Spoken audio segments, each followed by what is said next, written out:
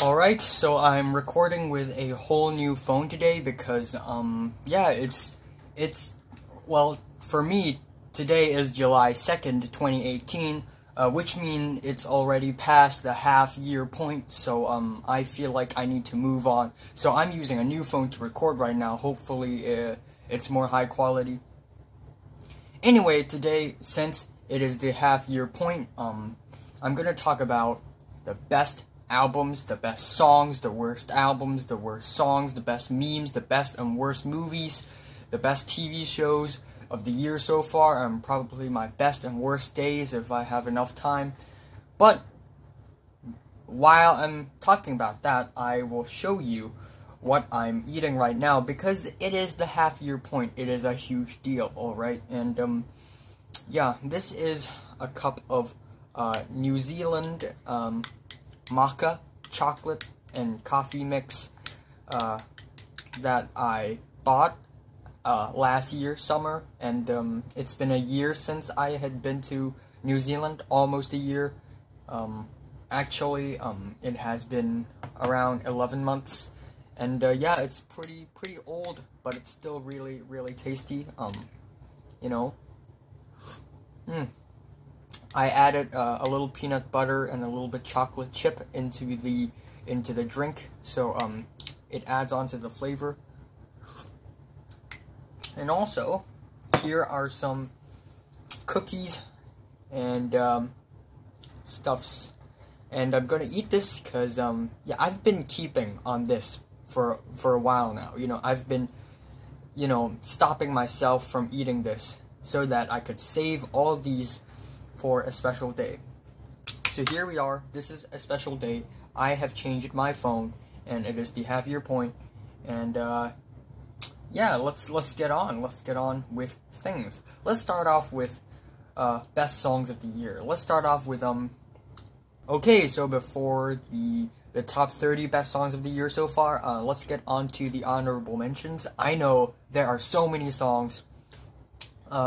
Kira Bonito with Only Acting, really catchy pop song, but not that great. I mean, Jean Grey and Quelle Chris with Zero, a real banger, to be honest.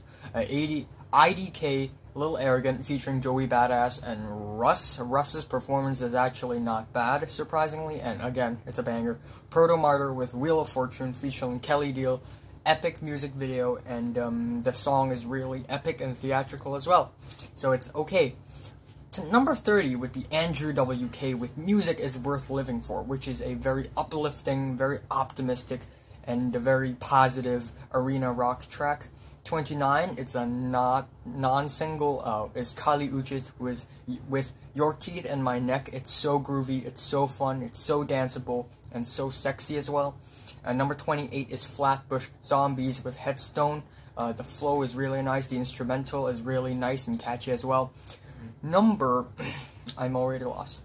Number 27 is Leon Bridges with Bet Ain't Worth the Hand, a really soulful and emotional, I guess, R&B track. I'm kind of lost. Alright, number 26 is Kitten with Pink Champagne, an 80s throwback synth pop jam that's really catchy. Number 25 is Janelle Monáe with Make Me Feel, really catchy. I love the pre-chorus, and the singing performance by Janelle Monáe herself is really quality as well. What's even more quality is number 24, Rosalía with Malamente, which is a really lo-fi but at the same time catchy, dancey little Latin pop, Spanish pop. Yeah. And 24 would be the hit of the year, Childish Gambino with This Is America, with some dense, heavy, and murky trap beats, and although lyrics a little bit simple, but still a lot of meaning behind it, and the music video is simply the best. I mean, it's insane. What's even crazier is number 23 with the Voidz Curious. Although it's a short track, it has a really catchy second half, and the first half is really unorthodox, but at the same time really creative and artistic. Number 22 is Everything with Breadwinner, which is a really dramatic, a really emotional pop track that's really catchy and dancey and eccentric as well. Number 21 is the Young Fathers track, In My View, which is, I guess, very heartfelt, very sincere, and, it's just very smooth, you know what I mean. I'm lost. Alright, 21 OCs with Overthrown, a really nasty and loud and mind-blowingly intense punk psych garage rock. It is OCs in its most intense, really loving it. And then Jack White, Over and Over, Over and Over. It's just a really catchy, groovy, and fun jam. You cannot miss out on that. I'm really lost on here. 1, 2, 3, 4, 5, 9, 10, 11, 12, 13, 14, 15, 16, 17, 18. Jack White's track is number 18. Okay, number 17 is Kitsy Ghost with Fourth Dimension, another non-single, but it's so monumental. The beat is monumental. Kid Cudi's flow is very chill, very cold-blooded. It's just such a catchy track, and the sound effects are genius as well. I'm sorry. Alright, where were we? Number 16 is Beach House with Lemon Glow, a very, a track that not all Beach House fans will like, but, I really like it because it's just so entrancing, so futuristic, so, mind-numbing, and, the synths, it's really freaky. I love it. Number 15 is the Ghost track, Rats, and it's just so hard-hitting, so fun, so awake, and it's really catchy. I love the guitar solo towards the end. Definitely check that out.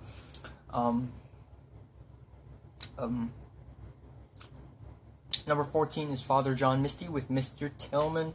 Really catchy, a little bit disorienting, but really fun and light-hearted indie folk banger. I know, indie folk banger, weird, but wow, I mean, I'm actually really impressed with this track. And then number 14, we have Anderson .Paak's new track, Bubblin', really catchy. I love the southeastern sample for that track, and Anderson .Paak is just woke on this track. I mean, he's just bubbling, you know.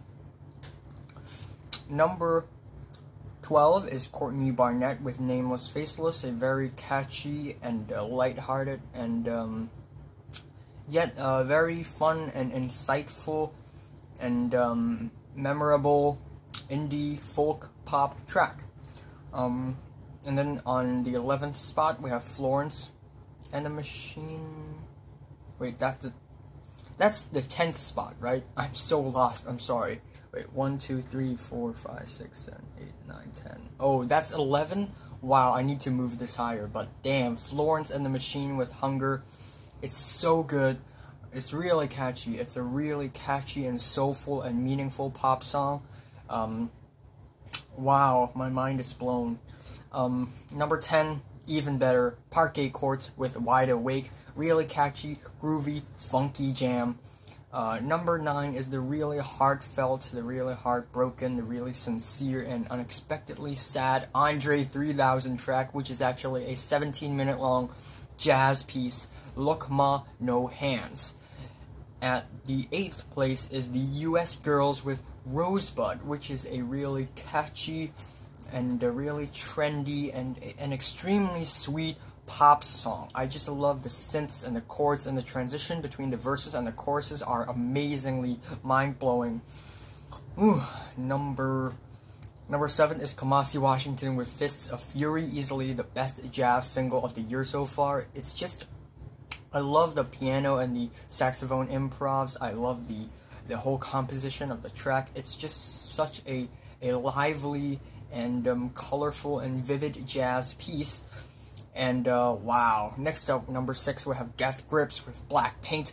Boom, boom, boom. It's just so energetic, so wild, so raw. And I just see Death Grips as a band more than ever on this track. And the psychedelic guitars, the drums, the MC Ride's performance is all so raw and organic and powerful. Number 5 is Iceage with Painkiller featuring Sky Ferreira. Such an expressive and theatrical and at the same time catchy punk rock piece, and Sky Ferreira and Elias Ben der Hunenfeld has a lot of chemistry on this track. Number 4 is Against All Logic with Cityfade. I don't know if this is a single or not, but damn, it's so groovy, it's so catchy, it's insane. You cannot stop yourself from dancing to this track because it's just so dancey. Number 3 is Ed Schrader's Music Beat with Dunce, which is a really raw, stripped back, but real explosive track as well. I love the energy in it. You know, it's just very, very intense. Number 2 is the very expressive and youthful and lively Albert Hammond Jr. with Muted Beatings, which is extremely catchy with a really weird but also creative song structure. Really nice. Number one song of the year. James Blake, If the Car Beside You Moves Ahead. You know, no matter what song do I listen to in 2018, it's still not as good as this song so far. Like, oh my gosh, like this song just brings me to another dimension. It makes you feel so cold, so alienated, so isolated, yet there's a sense of warmth and sense of oddity. And, you know, this song is released in the middle of winter, and when I'm listening to this in the cold, it just gives me so much feel. It just gives me so much feel. But, yeah, whatever the case may be, let's move on to the worst songs of the year so far. This is going to be a top 10 list. Number 10 is Bad Baby with Gucci Flip Flops. You know, again, she's trying to be savage, she's trying to be like a bad influence to like kids, and she's trying to flex Gucci Flip Flops. Like, does that even make sense? Number 9 is, unfortunately, even though Kanye West is a creative genius, you have to admit, he makes bad music sometimes, and that track would be, Ye vs. the People featuring T.I., and also, additional, the last verse on Lift Yourself, scoop-diddy-poop, whoop-de-scoop-de-poop. Like, what the fuck is that?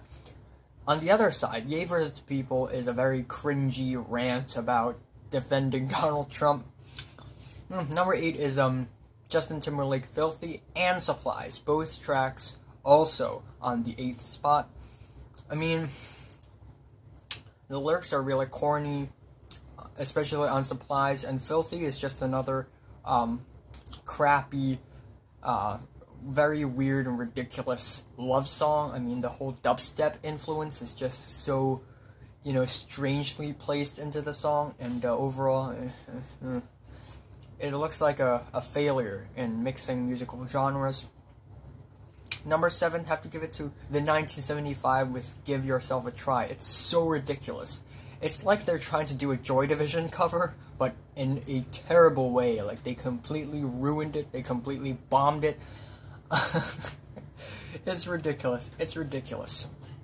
Number 6, what's even more ridiculous is Noah Cyrus with We Are featuring Moo. It's not ridiculous. More like it's a trashy song. It's what Lorde sounds like to Lorde haters. Because it's just, like, I mean, not only is this not catchy at all, it's really poorly written. I'm sorry if I've offended anyone, by the way. Good people can make bad music also. Number 5 is Lil Dicky with Freaky Friday featuring Chris Brown. I mean, it has a funny music video, I have to admit it. I like the cameos towards the end, but still, even though it's purposefully bad, it's still very bad. Like that verse where a bunch of N-word explodes. Don't even talk about it. And then number 4, we have Youngboy Never Broke with Love Is Poison, and it's released on Valentine's Day, of course. And it's a really trashy, like, auto-tune track. What's even worse? This ridiculous track by A$AP Ferg featuring Ellie Fanning. I mean, no offense to Ellie Fanning. She's a pretty cool actress, but Moon River. They literally turned a classic jazz piece into a stupid fucking pop song, slapped a beat on top of it, and rapped over it. Like, Literally. What? What are you thinking? Number 2 is Sting and Shaggy with Morning is Coming. Need I say more? Like, Sting is a pretty good guitarist, not gonna lie, but this, are you kidding me?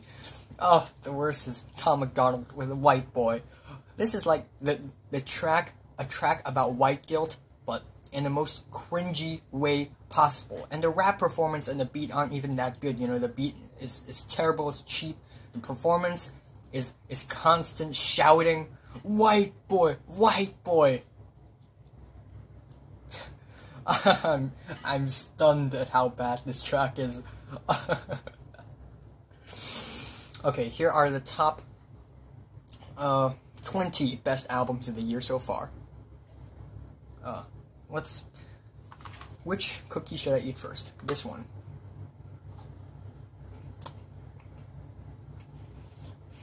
Not bad. Alright, you know what? Top 25. Here we go. Number 25 is JPEG Mafia with Veteran, a very in-your-face, experimental, and very...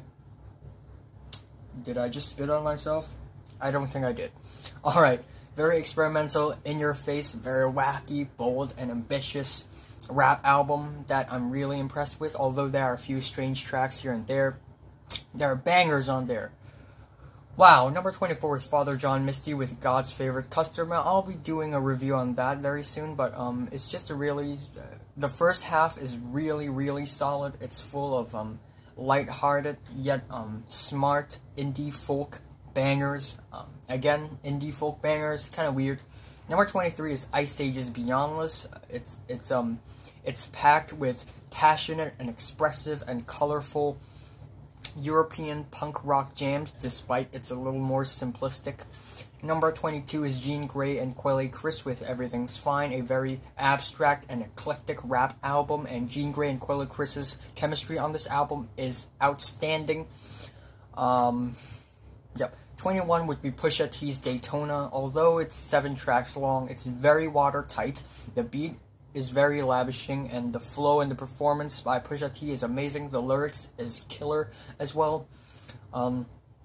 Yeah. Number 20 is Janelle Monáe's Dirty Computer, a very politically smart but yet also somewhat sexy pop album that has a few really sweet songs that I really dig.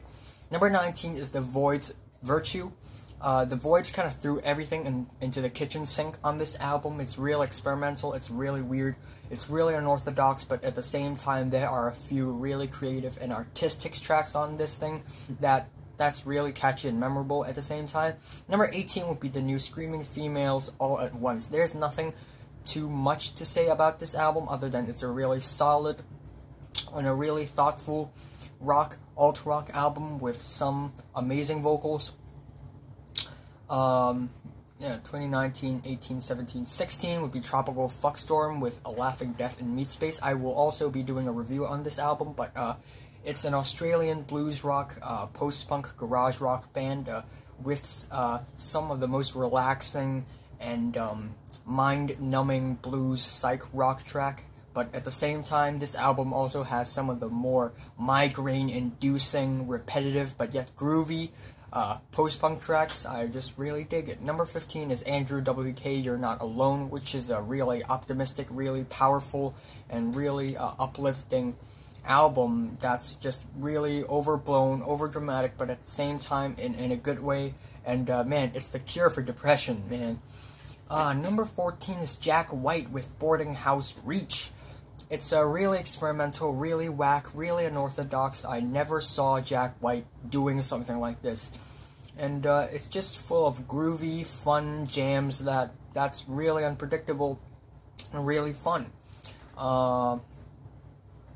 Where were we? Oh, wow. Oh, no, I skipped one album. Anna von Hauswolf with Dead Magic, which is a very simple but really theatrical and really cinematic organ rock epic. It's really hard to describe this album. But anyway, we have Death Grip's Year of the Snitch on this list, a really absurdist and grotesque and obscured Death Grips album, really weird one as well. But it has a lot of bangers on there. and it has a lot of interesting samples and a lot of unpredictable and fun instrumentals on there as well. And then we have Hop Along with Bark Your Head Off Dog, a really solid and sweet and sincere little indie pop album that's really well written. And then we have Uchis with Isolation, a really groovy, jammy, dreamy, soft pop album that has some of the instant catchy grooves on there. And then we have Ghost with Prequel. I think we're in the top 10. 1, 2, 3, 4, 5, 6, 7, 8, 9, 10. Yeah. Number 10 would be Ghost Prequel. Unexpectedly good album. It has a lot of feel-good, progressive metal jams on there. Yeah, just tons of good tracks on there, man. Number 9 is Judas Priest with Firepower, which is even more mind-blowing because they are a really old band, and to see them come back with such a solid and heavy album, it's pretty crazy. And this album is a very quality, a very exciting and exhilarating meat and potatoes heavy metal album. Definitely check them out. Number 8 would be Portal Ion, which is an extreme death metal band, Portal from Australia, and Ion is just a very thrilling, very atmospheric, very moody, very dark, grim, and dystopian extreme metal album that's really high quality. The texture is amazing as well. Number 7 would be Sons of Kemet, Your Queen is a Reptile, which is a very exhilarating, very exciting, very politically smart jazz album as well. And I just love the whole concept running through the album as a whole. Wow, I'm speaking very fast, but number 6 is MGMT's new album, Little Dark Age. They are back. They have definitely returned on this album, because this album is a collection of very fun pop songs that are really odd and gothic, but yet really fun and catchy and sweet as well. Number 5, it's the Kid C Go self-titled album, which is the Kanye West and Kid Cudi collaboration album, and it's just a very watertight, very smart, colorful, and vivid album. And overall, it's wow, I'm already getting tired, but it's a really, really well written, well thought out. A lot of effort is put into it. The sampling is very tasteful. The beats are very intricate, and the performances by both rappers are amazing. Number 4 is Parquet Courts with Wide Awake, which is a really smart and exciting and awakening post-punk rock album that has a lot of fun, groovy jams on it, and it also reflects on our socio-political climate a lot as well in a very good way. Number 3 is Car Seat Headrest Twin Fantasy Face to Face, which is a re-recording of the original Twin Fantasy album from Bandcamp, which is a very emotional and powerful album about youth, sex, drug, and it's just very powerful. Number 2 is the very abrasive and futuristic and entrancing and cutting-edge electronic album Against All Logic with 2012 to 2017, and it's just instant bangers, one after another, very groovy, very fun. The sampling is epic. I just love it. The best album of the year so far is Kamasi Washington with Heaven and Earth, a 2-hour and 45-minute long album that is packed with very colorful and textured jazz pieces, one after another, very high quality and very colorful as well. And I'm gonna eat this white piece of thing.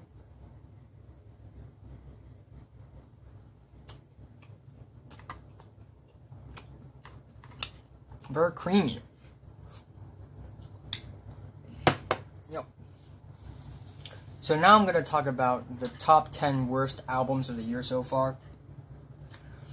Or mixtape, whatever. 6ix9ine with Day 69 would be number 10, which is basically an album full of shouty trap rap that is very overblown, very overdramatic, a bunch of flexing on there. It's just, you know, 6ix9ine, you know.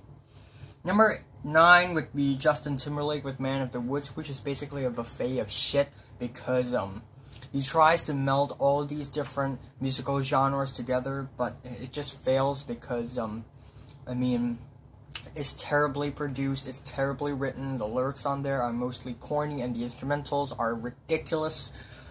Number 8 would be Fall Out Boy with Mania, pop rock in its worst. like, oh my gosh, like, some of the worst lyrics of the year so far, and, the songs on there is just overblown, over-dramatic, pop rock tracks that aren't even that catchy. Number 7 would be the new Tory Lanez album, Memories Don't Die, Don't Lie, sorry, it's just so lifeless, so nothing, you know, and it's just such a tame, such a weak album. Nothing really stands out from that album. What's even more lifeless, it's a new Nav album, Reckless.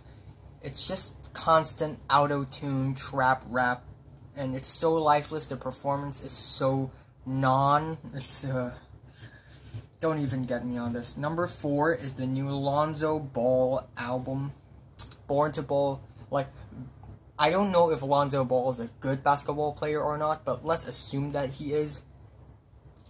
Being a good basketball player doesn't mean you're a good rapper. And this is the proof. Like, oh my gosh. Like, just listen to this album on your own. Jeez. Number 3 would be the new 30 Seconds to Mars album, America. Cliche, trite, pop tracks that aren't even that catchy, aren't even that creative, aren't even really, like, musical. Like, it's just overblown, overdramatic pop tracks that are very poorly written, very poorly produced, and, I mean, I did a mini album review on that, so go watch that. Number 2 would be Tyga, Kyoto. Defend Tyga if you want, but, this album, it's bad, you know, it's just an album full of auto-tune trap rap that's just unbearably dead, unbearably deaf tone. Number 2, I would give it to Lil Xan's new album, Total Xanarchy. If Lil Xan really thinks that Total Xanarchy is better than All Eyes on Me, then he is dead wrong, because this album is trash. Borderline trash. I mean, one trite, cliche, unoriginal, auto-tune, trap rap after another, and Lil Xan's performance, it sounds like he's dead. It sounds like he's drooling everywhere, and he's dead, and he sounds like a door creaking. The worst album so far, gotta give it to Blade with Red Light. Swedish, auto-tune, trap rap album. Jeez. Like, he sounds, not only does he sound dead, it sounds like his voice is constantly cracking all the time, like every second. And the performance, the production is painful. It sounds like a bunch of random bleeps and bloops, just going everywhere randomly, without any coordination whatsoever. It's just an album of trash. It's a barren wasteland. And I don't know if I should even include this, but Wendy's mixtape, like, We Beefin', and it's basically a 10-minute long ad where it has some of the cheapest beats and some of the worst productions, with lyrics, with puns about burgers and fries.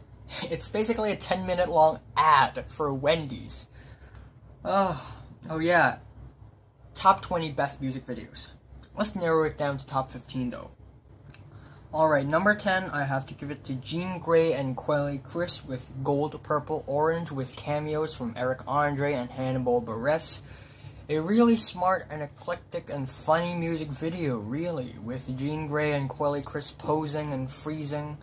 It's just a really fun, quirky little music video. Number 9, I have to give it to Hookworms with Static Resistance, a really weird video. It looks like a commercial. Very clean, very polished. It's really weird. That's why I like it. Number 8, Anderson .Paak with Bubblin. Very colorful, very fun, really well edited music video with the ATM machine constantly spitting money out. And I like the scene where Anderson .Paak is hanging from a chandelier. That's really cool.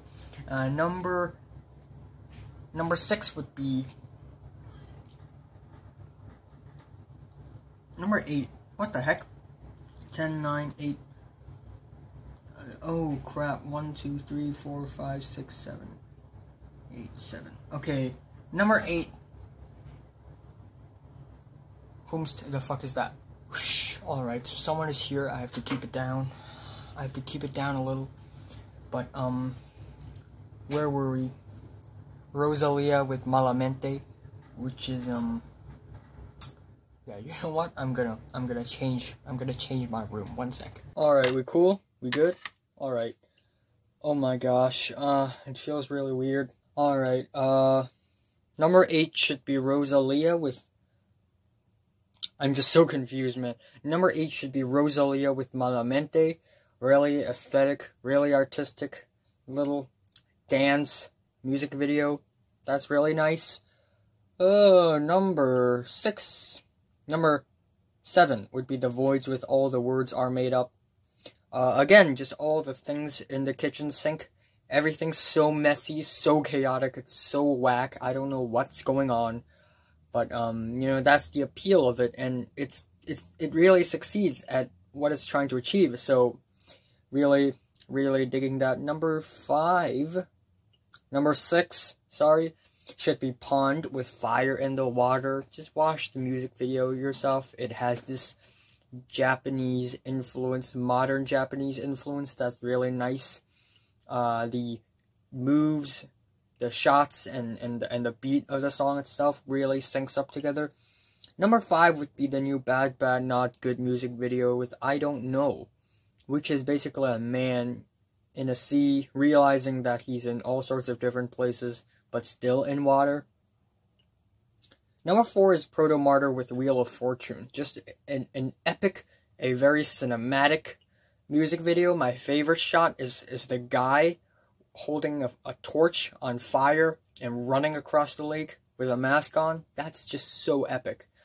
And number 3 would be A Tribe Called Quest's new music video, The Space Program. I love that song, but that song is also, it feels like it's trying to unite us. It's really powerful. It has a lot of meaning under. And, yeah, I like the scene where Q-Tip is playing chess with Slenderman.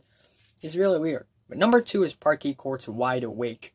Very fun, very alive, very dancey music video with all the band members wearing purple suits.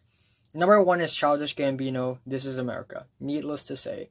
Really well choreographed. I mean, there are a lot of one-takes in that music video. A lot of things are going on at the same time. It's really genius. Whoever directed this music video, hats off to you, man.